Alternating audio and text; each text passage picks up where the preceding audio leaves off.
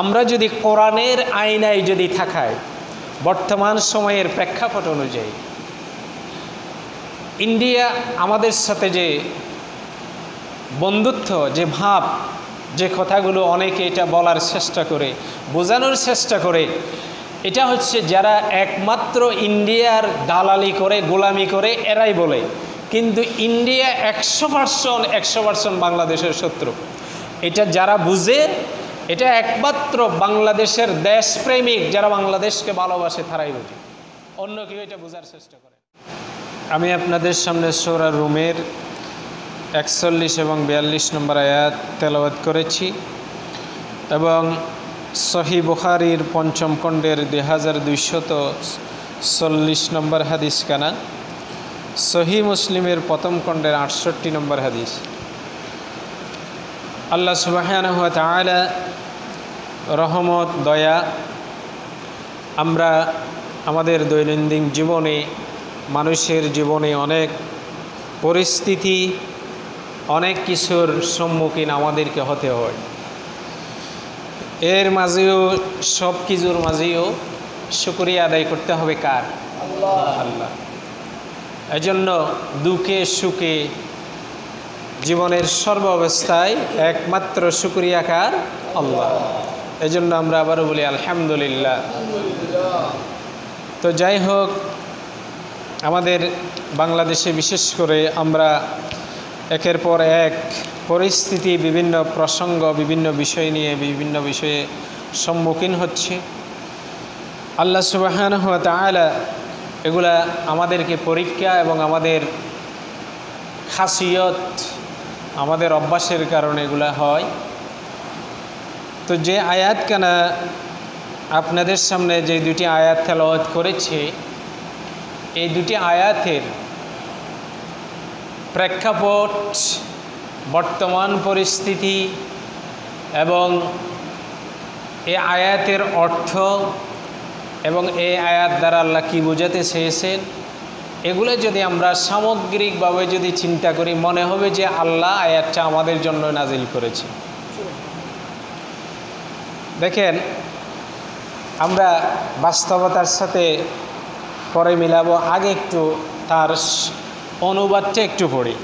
আল্লাহ বলতেছে, জাহরাল ফাসাদু ফিল বাররি ওয়াল বাহরি, জলে এবং স্থলে যা কিছু বিপর্যয় আসে সব কিছু, বিমা কাসাবাত আইদিকুম, এগুলো হচ্ছে তোমাদের দুই হাতের এই কর্মফল। কেন আল্লাহ কেন এগুলা দেয়? লিউযিকাহুম বা'দাল্লাযী আমিলু লাআল্লাহুম ইয়ারজিউন, কারণ তোমরা এমন কিছু কাজকর্ম করো যেগুলার কারণে তোমাদের উপরে মুসিবতগুলো আসে। আল্লাযী আমিলু, তোমাদের আমল যেন হয় লাআল্লাহুম ইয়ারজিউন, যাতে তোমরা ওই ধরনের কাজ থেকে ফিরে আসো। ইয়ারজিউন, যেন তোমরা ফিরে আসো। এরপরে আল্লাহ কি বলতেছে? কুল সিরু ফিল আরদি, কুল, হে নবী আপনি বলুন। মানে বুঝতে হবে আল্লাহ আমাদেরকে বলতেছে, কুল, নবীর মাধ্যমে আমাদেরকে বলতেছে, সিরু ফিল আরদি, তোমরা জমিনে ভ্রমণ করো।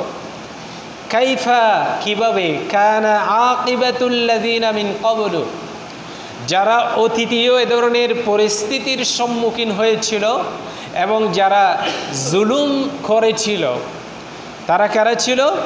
মিন ক্বাবলু কানা আকসারুহুম মুশরিকিন, তাদের অধিকাংশই ছিল কি? মুশরিক। এটা হচ্ছে এই দুটি আয়াতের তরজমা, অর্থাৎ বঙ্গানুবাদ। সূরা রুম 41 এবং 42 নম্বর আয়াত। এখন আমরা যারা বাংলাদেশের নাগরিক আছি, আমাদের চতুর্পার্শ্বে তিন দিক থেকে ইন্ডিয়া বেষ্টন করে আছে। অর্থাৎ হিন্দুস্তান বলা হোক, অথবা ইন্ডিয়া বলক, বা মুশরিক বলক, সব কিছু কিন্তু তারাই আছে। একমাত্র একদিকে কোনায় মিয়ানমারের সাথে সম্পৃক্ত, আর দক্ষিণ পাশে আসে বঙ্গোপসাগর। এখন আমাদের বাংলাদেশে আমরা গত 2 মাস দেড়েক আগেও সিলেটে, গত বছরও একই সময়ে, অথচ তেমন কোনো বৃষ্টি হয় নাই, এরপরও মানুষ বন্যার ভিতরে ঘর বাড়ি।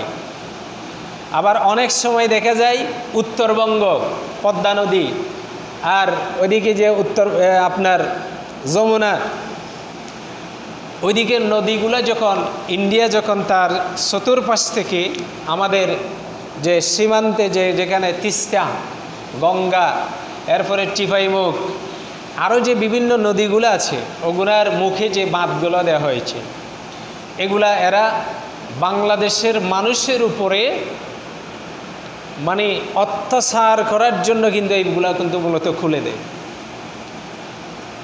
তা আল্লাহ সুবহানাহু ওয়া তাআলা আমরা যদি কোরআনের আয়নায় যদি থাকায় বর্তমান সময়ের প্রেক্ষাপট অনুযায়ী ইন্ডিয়া আমাদের সাথে যে বন্ধুত্ব, যে ভাব, যে কথাগুলো অনেকে এটা বলার চেষ্টা করে, বোঝানোর চেষ্টা করে, এটা হচ্ছে যারা একমাত্র ইন্ডিয়ার দালালি করে, গোলামি করে এরাই বলে। কিন্তু ইন্ডিয়া 100% বাংলাদেশের শত্রু। এটা যারা বুঝে, এটা একমাত্র বাংলাদেশের দেশপ্রেমিক যারা বাংলাদেশকে ভালোবাসে তারাই বুঝে, অন্য কেউ এটা বোঝার চেষ্টা করে না। তো কোরআনের এই আয়াতে দিয়ে যদি আমরা কোরআনের আয়াত দিয়ে যদি আমরা বর্তমান প্রেক্ষাপট যদি চিন্তা করি, আল্লাহ বলতেছে মানে জলে স্থলে যত বিপর্যয় আসে সব আমাদেরই হাতের কামাই করা, এবং এই বিপর্যয়গুলা সৃষ্টি করার পিছনে কারা আছে আল্লাহ সেটাও বলতেছে কি, মিন কবলু কানা আকসারুহুম মুশরিকিন, এদের অধিকাংশকে দেখা যাবে এরা মুশরিক। তাহলে এই আয়াত দুইটার অর্থ যদি আমরা চিন্তা করি, তার ভাবার্থ, তাহলে বর্তমান প্রেক্ষাপট অনুযায়ী যে আমাদের পরিস্থিতির সাথে মিলে যাচ্ছে না? কথা বলেন না, মিলে যাচ্ছে কি না? তাহলে এই পরিস্থিতিগুলো কেন হয়?